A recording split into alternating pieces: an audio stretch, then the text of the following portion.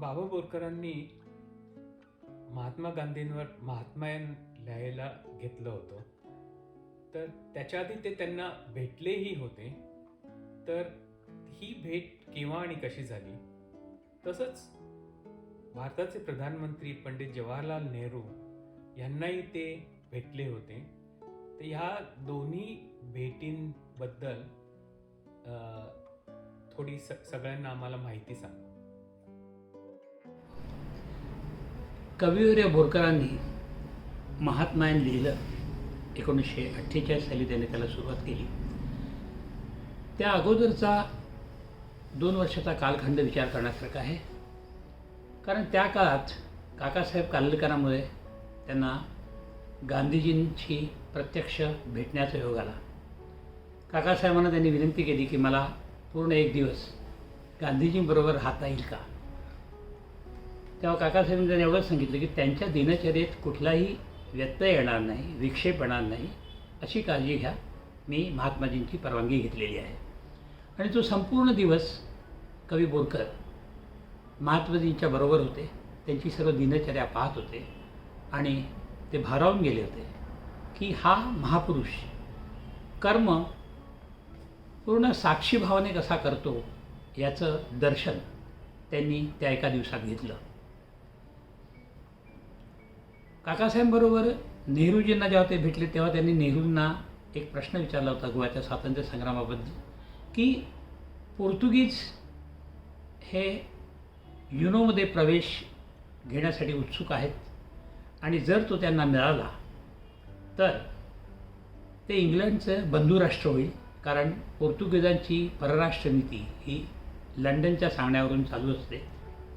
त्यामुळे जर गोवा मुक्ती संग्रामासाठी पाठिंबा द्यायचा असेल तर तो आत्ताच द्यायला हवा. हे जेव्हा बोरकरांनी नेहरूंना सांगितलं तर नेहरू म्हणाले काकासाहेबांना, काकासाहेब, दिस मॅन इज टॉकिंग सेन्स. नेहरूंची भेटी महात्माजींमुळे ठरली होती. त्यानंतर पुन्हा 8 जानेवारी 1948 रोजी गोवा मुक्ती संग्रामासंदर्भातच काहीतरी मार्गदर्शन मिळावं म्हणून काकासाहेब आणि बोरकर हे दिल्लीत महात्मा गांधींना भेटायला गेले होते 8 जानेवारी 1948. ती भेट झाल्यानंतर बोरकर परत आले मुंबईला आणि 30 जानेवारीला महात्माजींचा वध झाला. बोरकर हजून गेले. ज्या माणसावर बोरकरांनी असं म्हटलेलं आहे की टागोर आणि गांधी यांना आमची पिढी ही दैवत मानत होतो, तर नेहरू म्हणजे प्रेयसीच्या मनात प्रियकराला जे स्थान असतं तसं आमच्या पिढीत जवाहरलाल नेहरूंचं स्थान होतं. ज्याला आपण दैवत मानलं ते गांधीजींचा अशा पद्धतीने निर्घृण खून होतो हे पाहून बोरकर व्यथित झाले. गांधीजीचं बाबा बोरकरांनी महात्मायन लिहायला घेतलं पण ते पूर्ण झालं नाही. तर ते का? मृत्यूनंतर 9व्या दिवशी बोरकरांना रात्री एक स्वप्न पडलं. त्या स्वप्नात त्यांना असं दिसलं की महात्माजी आयुष्यावरती एक प्रवचन एक वडाच्या पारावर देत आहेत आणि ते झाल्यानंतर ते झोपलेले आहेत आणि त्यांचे पाय चुरायला गेल्यानंतर त्यांच्या पायाला स्पर्श करतात. बोरकरांच्या अंगातून स्वप्नातच एखादी विजेची लहर जावी तशी लहर गेलेली आहे आणि आनंदित होऊन जागे झालेले आहेत. आणि त्या उर्मीत कवी बोरकरांनी 1900 ओव्या त्या रात्रीत लिहून काढल्या. महात्मायनाची सुरुवात ही अशी होती. त्यातल्या एक 2-3 ओव्या मी तुम्हाला म्हणून दाखवतो. सरस्वती वंदनेने त्याची सुरुवात आहे. सरस्वती वंदना महात्मायनातली. मानस सरिते सुश्वेत कमळी आत्मचंद्रिकेची लावण्य पुतरी शांतानंद रसवेल्हारी ती मी वंदिली शारदा. वीणा ग्रंथ घेऊन करी बसली होतीस मज सामोरी. ग्रंथ विसरून स्वर झंकारी मुखश्री लोकीत राहिलो. संथे वाचून घडले ग्रंथ, पायातूनची फुटले पंथ. दीक्षे वाचून झाले संत, तुझिया वीणा प्रसादे. माझीच करुणी चैतन्य वीणा, झाडी पिरी मन मीपणा. महात्म्याची गाई गुणा, विश्वैक करुणा जो झाला. आणि ही जी स्फूर्ती, ही जी प्रेरणा बोरकरांना आली, त्यातून ज्या ह्या ओव्या प्रकट झाल्या त्यांनी त्या काकासाहेब कालेलकरांना दाखवल्या. काकासाहेब अतिशय प्रभावित झाले. ह्याच ओव्या जेव्हा कमलनयन बजाजजींनी ऐकल्या, तेव्हा कमलनयन बजाजजी स्वतः बोरकरांना भेटायला आले आणि त्यांना म्हणाले की मला असं वाटतं की गांधीजींच्या जीवनावरचं महाकाव्य तुमच्या हातून निघून होणार आहे. एक खंडकाव्य हे होणार आहे आणि महात्मायन हे त्याचं नामकरण तुम्ही आधीच केलेलं आहे. तर मी तुम्हाला आर्थिक परिस्थिती तुम्हाला स्थैर्य यावं या दृष्टीने महिना 250 रुपये देत राहील. तुम्ही कुठल्याही स्थितीत हे महात्मायन पूर्ण करा. बोरकरांनी त्यांची हे पैसे सुरुवातीला नाकारले. ते म्हणाले की कुठल्याही एकाच्या दातृत्वावर असा ग्रंथ लिहावा हे मला पसंत नाही, त्यामुळे ते मी घेणार नाही. त्यावर कमलनयन बजाजजीने त्यांना सांगितलं की चित्रकार म्हणजे चितडा, भितडा आणि गीतडा असं ते म्हणाले. चितडा म्हणजे चित्रकार, भितडा म्हणजे शिल्पकार आणि गीतडा म्हणजे गायक किंवा कवी. ह्या लोकांचा आर्थिक विवंचना होऊ नये आणि त्यांच्यातून सृजनशीलता त्यांची समाजाला उपयोगी पडावी म्हणून आम्ही हा ट्रस्ट स्थापन केलेला आहे. तर तुम्ही कुठल्याच स्थिती नाकारू नये. आणि कमलनयन बजाजजींनी त्यांना हे 250 रुपये महिना द्यायला सुरुवात केली. बोरकरांनी त्यांना एवढंच सांगितलं की मी सध्या या सगळ्या गोवा स्वातंत्र्य संग्रामात या कामात व्यस्त आहे, तेव्हा जसा मला वेळ मिळेल तसं मी करेन. कमलनयनजी म्हणाले काही हरकत नाही. परंतु ह्या सगळ्या काळामध्ये बोरकर हे एकीकडे आमचा गोमांतक हे स्वातंत्र्य संग्रामासाठी वर्तमानपत्र चालवत होते. अनेक लोकांच्या भेटीगाठी घेत होते, लेखकांना लिहितं करत होते, साहित्यिकांना भेटत होते. अनेक लोकांची मनं आपल्या स्वातंत्र्य संग्रामाला अनुकूल व्हावी म्हणून कार्य करत होते. त्यानंतर प्रजेतो आवाज हे कोकणी वर्तमानपत्र त्यांनी सुरू केलं होतं. त्यातले अनेक लेख ते स्वतः आणि लक्ष्मणराव सरदेसाई लिहित होते. या सगळ्या व्यापात बोरकरांचं जसं हवं तसं लक्ष महात्मायनावर केंद्रित होऊ शकलं नाही. आणि जेव्हा 1956मध्ये जेव्हा ऑल इंडिया रेडिओची नोकरी त्यांना लागली, तेव्हा त्यांनी कमलनयन बजाजजींना सांगितलं की ही शिष्यवृत्ती मी घेऊ शकत नाही, तुम्ही दुसऱ्या कुठल्या गरजू लेखकाला किंवा कवीला ती द्या, मला आता नोकरी मिळालेली आहे. परंतु या सर्व व्यापात महात्मायन पूर्ण का होऊ शकलं नाही याचा जर विचार केला तर बोरकर स्वतः जे म्हणतात तेही फार महत्त्वाचं आहे. बोरकर म्हणाले, त्यांना जेव्हा विचारलं की हे महात्म्यान पूर्ण का नाही झालं, तेव्हा ते म्हणाले जोपर्यंत माझ्या देहामनात ज्ञानेश्वर तुकोबा, व्यास, वाल्मिकी संचार करून राहिले होते तोपर्यंत हातून लिहून झालं ते आजपर्यंतचं महात्मायन. उरलेले क्षण अंधाराचे. महात्मायनातल्या ओव्या बोरकरने जवळजवळ 500 ओव्या लिहिल्या, परंतु पुढे ते पूर्ण होऊ शकल्या नाहीत. ह्या ओव्या जेव्हा त्यांनी बोरकर विनोबाजींबरोबर त्यांच्या भूदान चळवळीत त्यांच्याबरोबर 7 दिवस राहिले होते, तेव्हा विनोबाजींना जेव्हा त्यांनी ह्या ओव्या महात्मायनाच्या वाचून दाखवल्या, तेव्हा विनोबाजी म्हणाले, हात तुमचे आहेत पण ज्ञानेश्वर लिहितायत हे लक्षात ठेवा. आणि विनोबा त्यांचं ते काव्य ऐकत ऐकत वा सुंदर सुंदर असं म्हणत निघून गेले. ह्याच संदर्भात पुढे बोरकरांनी महात्मायन पूर्ण का झालं नाही ह्याचं उत्तर तुम्हाला विनोबाजी आणि बोरकर यांच्यामध्ये जी चर्चा झाली त्यातून मिळेल. बोरकर असं म्हणतात, महात्मायनासंबंधी बोलताना मी त्यांना विचारले, हे महात्मायन लिहित असताना मी कुठल्या तरी दिव्य लोकात असतो, पण फार वेळ मी त्या पातळीवर राहू शकत नाही, मला ग्लानी येते, यावर काही उपाय आहे का? त्यावर विनोबाजी म्हणाले, तुम्हाला ग्लानी येते याचे कारण मनाची पातळी ओलांडून तुम्ही आत्मारूढ झालेला नाही. मन हे ही इंद्रियच आहे. चंद्र ही मनाची देवता आहे. चंद्राला क्षयवृद्धी आहे तशी मनालाही आहे. बोरकरांनी विचारलं, क्रियेबरोबर थकवा हा अपरिहार्य नाही का? त्यावर विनोबाजी उत्तरले, क्रिया आत्मारूढ अवस्थेतून झाली तर ती थकवा आणत नाही, तर उलट उत्साह पुरवते. श्वासोश्वास ही क्रियाच आहे. झोपेतही तो चालतो, पण ती क्रिया अष्टोप्रहर चालूनही ती थकवा आणत नाही, उलट उत्साहच पुरवीत राहते. विनोबाजीने हे सांगितले तेव्हा एकाकी श्वासोश्वासही प्रबंध होवावे ही ज्ञानेदेवांची उक्ती मला आठवली आणि त्यांच्या म्हणण्यातले मर्म मला उमगले. पण आत्मारूढ अवस्थेत जायचे कसे हा प्रश्न माझ्यापुढे होताच. तो मी विचारल्यावर ते म्हणाले, ती अवस्था भगवत कृपेनेच प्राप्त होते. आपली ओंज सदैव उघडी असावी. पुष्पवृष्टी केव्हा होईल याचा नेम नसतो. उन्हाळ्यात आपल्याशिवाय पाऊस कोसत नसतो. तशीच आर्तता शिगेला पोचल्याशिवाय भगवत कृपा ओसंडत नसते हे त्यातले मर्म. मी ते जाणले खरे, पण अजून आर्ततेची शीग मला गाठता आली नाही. महात्म्यान अटकले ते त्याचमुळे. नोबेल लॉरेट रवींद्रनाथ टागोर यांच्या कवितेला एक नैसर्गिक चाल असे.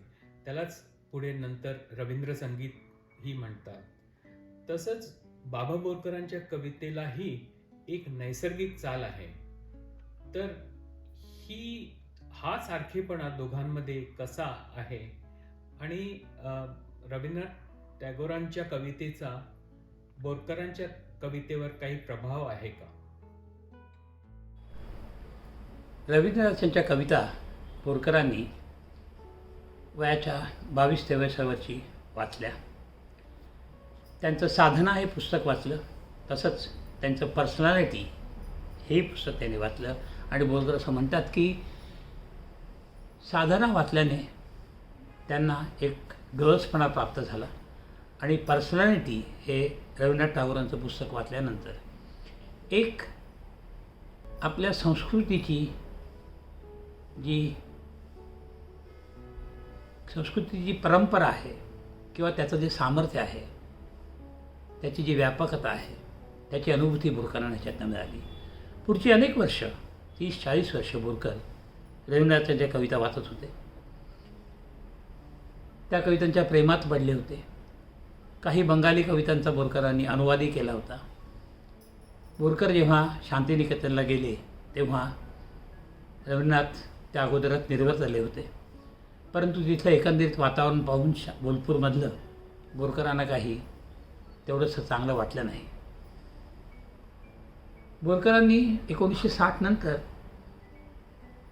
आनंदयात्री रवींद्रनाथ एक अप्रतिम पुस्तक रवींद्रनाथ टागोरांवरती लिहिलं आणि त्याला साहित्य अकादमीचा पुरस्कारही मिळाला. रवींद्रनाथ टागोर यांची बहुतेक कविता आणि गाणी ही आजही रवींद्र संगीत म्हणून बंगालमध्ये गायली जातात. असं सांगतात की रवींद्रनाथ आंघोळीला गेले की गायचे त्यांच्या कविता आणि त्यांचा पुतण्या जो बाहेर उभा असायचा तो त्याचं नोटेशन करायचा, जो संगीत दिग्दर्शक होता. आणि तो नंतर म्हणायचा, बाबू मोशाय तुमचा गांधार काय सुंदर लागला होता.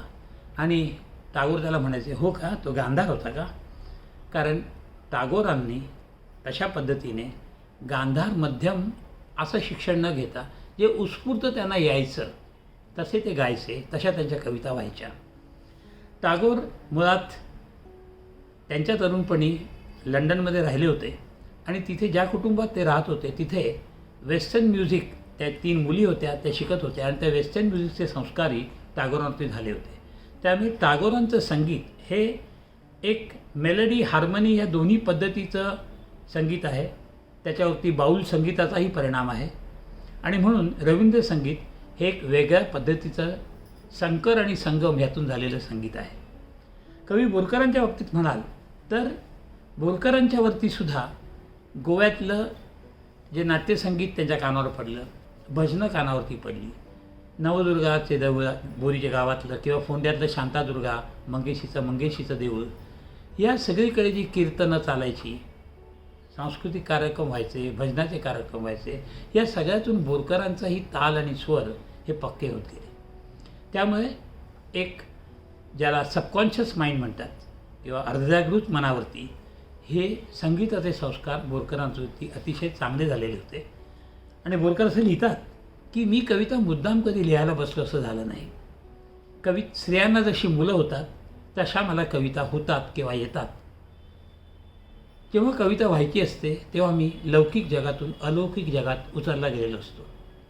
एखादा सूर माझ्या मनात घुमत असतो आणि त्या सुराच्या अनुषंगाने एखादा भाव माझ्या मनात दाटून येतो आणि कवितेची एक बंदिस्त ओळ माझ्या मनात आपोआप प्रकटते आणि मग त्या ओळीला धरून पुढच्या ओळी ती पहिली ओळ आपोआप बोलून घेते आणि शेवटी सर्व भाव, छंद, स्वर, ताल, लय ह्या सगळ्यांचा अपूर्व संगम घेऊन माझी कविता स्वतःहून तिच्या सामर्थ्यानिशी प्रकट होत असते. बोरकर आणि टागोर यांच्यात हे अतिशय मोठं साम्य आहे की कविता ही गेय स्वरूपातच त्यांची प्रकट होत असे. बोरकर आणि टागोर यांच्यात दुसरं एक फार मोठं साम्य मला जाणवतं ते असं की टागोरांची अशी एक नित्यनेम असा आहे की सूर्य उगवायच्या अगोदर ते त्यांच्या घराच्या सौधावर जायचे आणि सूर्योदय होण्याच्या वेळेला गायत्री मंत्राचा जप करायचे आणि त्याने स्वतःच्या बुद्धीचं पोषण करायचे. आणि असं करता करताच एक दिवस त्यांना अचानक असा साक्षात्कार झाला की जीवन किती सुंदर आहे, किती आनंदमय आहे. आणि त्या आनंदमय अवस्थेतून त्यांच्याकडून निर्झरेर स्वप्नभंग नावाचं एक दीर्घ काव्य प्रसूत झालं. जसं टागोरांची संकल्पना आहे जीवन देवता, तशीच कविवर्य बोरकरांची एक संकल्पना आहे त्यांच्या संपूर्ण कवितेत कैवल्य चंद्राची. आणि ही संकल्पना बोरकरांच्या मनात उदयाला येण्याच्या अगोदर संपूर्ण जग सुंदर आहे असं एक प्रत्यय त्यांना आला. ती घटना मी तुम्हाला सांगतो. बोरकर त्यावेळेला परवरीत रांगणेकर नावाच्या गृहस्थांच्या शाळेत शिकत होते आणि त्यांच्या गुरुजींनी त्यांना सांगितलं की माडीवर जा आणि एक खडू घेऊन ये. ते माडीवर खडू घ्यायला गेले आणि तिथे अचानक त्यांचे डोळे कोणीतरी झाकले. त्यांना वाटलं की त्यांचा मित्र कोणीतरी असेल आणि म्हणून त्यांनी हातावरती हात ठेवला तर त्यांना ते हात असे कोवळे लागले आणि त्यांनी मागे येऊन पाहिलं हात बाजूला करून, तर त्यांच्या वर्गातलीच मार्गारेट नावाची मुलगी मागे उभी होती. तिने अचानक त्यांचा मुका घेतला आणि ती हसत हसत पळून गेली. त्या क्षणी बोरकर असं म्हणतात, मला असा काही अद्भुत सौंदर्याचा साक्षात्कार झाला. वास्तविक ते पगोंडावस्थेत होते. त्यांना प्रणयभावना जागृत व्हायला हवी होती, कामभावना जागृत व्हायला होती, पण तसं न होता एक संपूर्ण जग सौंदर्यमय झालेलं आहे अशी एक अवस्था त्यांना प्राप्त झाली. ते म्हणतात की मी जेव्हा खाली उतरत होतो तेव्हा मला वाटत होतं की जिना जो आहे तो झुलतो आहे. मी वर्गात येऊन बसलो, माझं त्या मुलीकडे लक्षही नव्हतं. उरले 3-4 दिवस मी अशा धुंदीत होतो आणि त्या धुंदीत बोरकर असं म्हणतात, त्यांनी पुढे 50 नंतर त्यावर कविता केलेली आहे की असा कसा मी तरुण निरंतर सांगू कैसे तुला, सहज अचानक झाकुनी डोळे तिने चुंबिले मला. ही सौंदर्याची, तारुण्याची, यौवनाची प्रचिती जशी बोरकरांना तरुणवयात आली तशीच टागोरांना त्याच तरुणवयात जीवन देवतेची संकल्पना त्यांच्या मनात जागृत झाली. आणि ही संकल्पना ह्यांनी आपल्या कवितेत संपूर्ण आयुष्यभर तेवत ठेवली. बोरकरांच्या कवितेतलं काव्य, संगीत हे जर बघायला गेलं तर बोरकर म्हणतात त्याप्रमाणे बोरकरांची अशी एक धारणा आहे की काव्य ही एक आध्यात्मिक साधना आहे. ती लययोगाची हृदयंगम कला आहे आणि कविता म्हणजे एका निराळ्या अर्थाने एक आत्मशोधाची, आत्मबोधाची प्रक्रिया आहे. कविता म्हणजे माणसाच्या स्वतःच्या आत्मविस्ताराची आणि आत्मज्ञानाची सुद्धा एक प्रक्रिया आहे. आणि बोरकर ह्याच अर्थाने टागोरांच्या कवितेवरती किंवा टागोरांच्या कवितेचा बोरकरांच्या कवितेवरती हा संस्कार जो आहे हा आत्मविद्येचा संस्कार आहे, हा लययोगाचा संस्कार आहे, हा नादब्रह्माचा संस्कार आहे, हा उत्स्फूर्त अशा चित्तविलासाचा संस्कार आहे असं मला वाटतं. पु ल देशपांडे आणि मंगेश पाडगावकर हे दोघं बाबा बोरकरांना गुरुस्थानी मानत असत. ह्या दोघांच्या भेटी बोरकरांची केव्हा आणि कशा झाल्या ह्याच्याबद्दल सांगा. बोरकरांनी गोव्याच्या स्वातंत्र्य चळवळीत भाग घेतल्यामुळे त्यांना गोवा सोडावा लागला व ते मुंबईला राहून तिथून चळवळीचं काम त्यांनी चालू ठेवलं होतं. मला वाटतं कदाचित 48 साल असेल. त्यावेळेस ते मंगेश पाडगावकरांना भेटले. मंगेश पाडगावकर त्यावेळी कॉलेजचे विद्यार्थी. तेव्हा त्यांनी मंगेश पाडगावकरांबरोबर काव्य चर्चा करण्यात आपला वेळ घालवला संध्याकाळचा. पाडगावकरांना ते अगदी मुलासारखे मानत. त्यांच्या लग्नात सुद्धा त्यांनी त्यांना खूप सपोर्ट केला, कारण त्यांच्या घरून त्यांच्या लग्नासाठी विरोध होता.